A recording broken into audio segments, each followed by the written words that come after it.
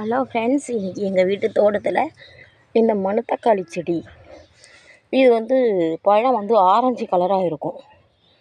நாட்டு மணத்தக்காளி செடி இது. நீங்கள் திறந்த வெளியில் இந்த மாதிரி கீரை பறிக்க போனீங்கன்னா கவனித்து பறிக்கணும். ஏன்னா ஊமத்தை இலை இதே போல் இருக்கும். அப்போ நீங்கள் ஊமத்தை இலை மோந்து பார்க்கணும் எந்த மணத்தக்காளி கீரை. இதில் ஒரு வாசனை வரும். அந்த வாசனையை வச்சு இது மணத்தக்காளி கீரை ரெடி பண்ணலாம். அதே போல் எங்கள் வீட்டில் இந்த அவரெல்லாம் வச்சு 1 வருஷம் கிட்ட ஆகுது ஃப்ரெண்ட்ஸ். குரங்கு விட்றதே இல்லை. இப்போ தான் பாருங்க காய் விட்டுருக்கு பாருங்கள். இப்போ தான் ஒரு 5-6 காய் வச்சுருக்கு. அவரையில் பிஞ்சும் நிறையா வச்சுருக்கு. இந்த செடியில் கூட காய் வச்சுருக்கு. இந்த மாதிரி நாட்டு மணத்தக்காளியெல்லாம் எங்கன்னா பார்த்தீங்கன்னா தொட்டியில் கூட கொண்டாந்து வைங்க. இப்போலாம் நிறையா இந்த கருப்பு பழம் பழுக்கும் பாருங்கள். அந்த மணத்தக்காளி செடி தான் இருக்குது. அது ஆக்சுவலி அவ்வளோ டேஸ்ட்டாக இருக்காது கீரை. இதுதான் நல்லா இனிக்கும். நான் இப்போ எதுக்கு வந்தேன்னு சொன்னால் பிரண்டை பறிக்கலான்ட்டு வந்தேன். அப்படியே நேற்று தும்பைக்கீரை பறிச்சிட்டு சமைச்சோம். ஆஞ்சி அந்த குச்சை இங்கே போட்டால் ஒன்று குச்சி எருவாயிடும், 2வது அதுலேருந்து விதை இருந்து கொட்டினா முளைக்கும் அப்படின்னு சொல்லிட்டு இங்கே கொண்டு போட்டிருக்கேன். இதுதான் பிரண்டை. இது என்ன பிரண்டைன்னு சொன்னாக்கா முக்கூட்டு பிரண்டை அப்படின்னு சொல்லுவாங்க. உருட்டை பிரண்டைன்னு சொல்லுவாங்க. எங்கள் விருதாசலம் டவுனில் இது அதிகம் கிடைக்காது. இங்கே பட்டை பிரண்டை தான் அதிகமாக விற்பாங்க. இந்த பிரண்டை இங்கே கிடைக்காது. இது நான் கல்லூரியில் பணியாற்றிய காலத்தில் என்னுடைய மாணவி ஒருவர், அவங்க பேர் கிருஷ்ணவேணி, அவங்க தெற்கிருப்பு காட்டுக்குடலூர்லேருந்து அந்த பக்கம் இப்படி ஈஸியாக கிடைக்கும். அவங்க தான் கொண்டு எனக்கு கொடுத்தாங்க.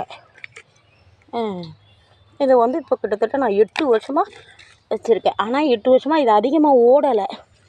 ஏதோ ஒரு காரணம் இவ்வளவு தான் ஓடிருக்கு. ஒரு தொட்டியில் இவ்வளவு தான் ஓடிருக்கு.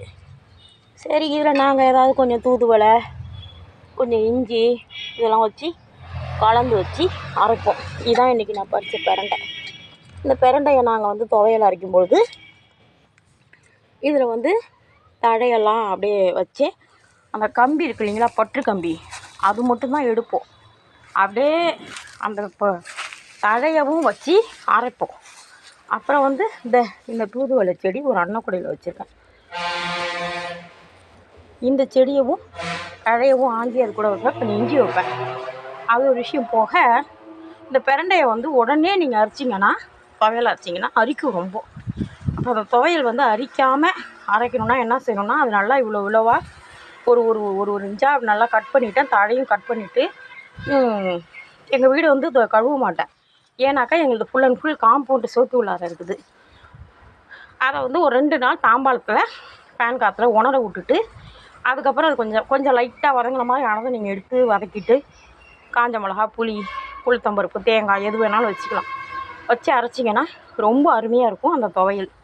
2வது இது பாருங்கள், சேப்பங்கிழங்கு இலை. இந்த சேப்பங்கிழங்கு இலை ஒரு 6 இலை 7 இலை, இவ்வளோ பெரிய இலை ஒரு 6-7 இலை நல்லா பெருசாக இருக்கும் பாருங்கள். ஒரு கை ஒரு முழம் இருக்கும் ஒரு இலை. இந்த மாதிரி ஒரு 6 இலை 7 இலை இருந்துச்சுன்னா போருங்க. இந்த இலையை பறித்து பாருங்க, இதில் நரம்பு மாரி இருக்கும். இந்த நரம்பில் பாருங்க இப்படி பிடிச்சிட்டு இப்படி ஆஞ்சிங்கன்னா அப்படியே வரும் பாருங்கள். பாருங்க, இதேமாரி நீங்கள் ஆஞ்சிங்கன்னா பாருங்க, அடுத்த நரம்பு இப்படி நீங்கள் ஆஞ்சிங்கன்னா வெறும் இந்த நரம்பு போயிடும். இந்தமாரி இலையை மட்டும் ஆஞ்சிட்டு இதை பொடியாக நறுக்கி வெங்காயம்லாம் போட்டு, இதையும் அதேமாரி தான். இப்போ இன்றைக்கி பறிக்கிறோன்னு சொன்னாக்கா இதை நாளைக்கு உணர வைக்கணும். தாம்பாளத்தில் போட்டு ஃபேன் காற்றுல ஒரு நாள் உணர வச்சுட்டு, நாளைக்கு இதை பொடியாக நறுக்கி இதை நீங்கள் வெங்காயம் எல்லாம் போட்டு, பருப்பு எலுமிச்சை பருப்பு, தேங்காய் பூ எல்லாம் போட்டு சராசரியாகவே முருங்கைக்கீரை பொரியல், மற்ற கீரை பொரியல்லாம் எப்படி பண்ணுவீங்களோ அதேமாரி பண்ணினீங்கன்னா அருமையாக இருக்கும் ஃப்ரெண்ட்ஸ். இந்த முட்டி வலிலாம் இருக்குது இல்லையா, அவங்களுக்கு பைல்ஸு இருக்குது இல்லையா, அவங்களுக்கு இவங்களுக்கெல்லாம் இது நல்ல மருந்து. மூளைச்சூட்டை தணிக்கக்கூடியது சேப்பக்கிழங்குன்னு சொல்லுவாங்க. முட்டி வலி உள்ளவங்களுக்கு அது நல்ல தன்மை, குழம்பு தன்மையை முட்டியில் உருவாக்கும்னு சொல்லுவாங்க. அதனால் இது போல் உருவிக்கணும். இப்படி தான் தழையை வந்து இப்படி தான் உருவிக்கணும். உருவிக்கிட்டு இது வந்து பொரியல் பண்ணலாம்.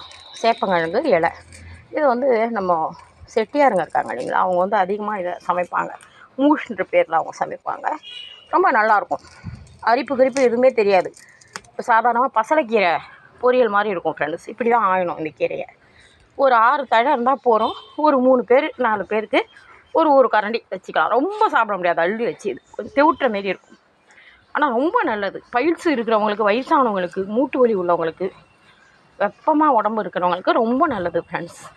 ட்ரை பண்ணி பாருங்கள்.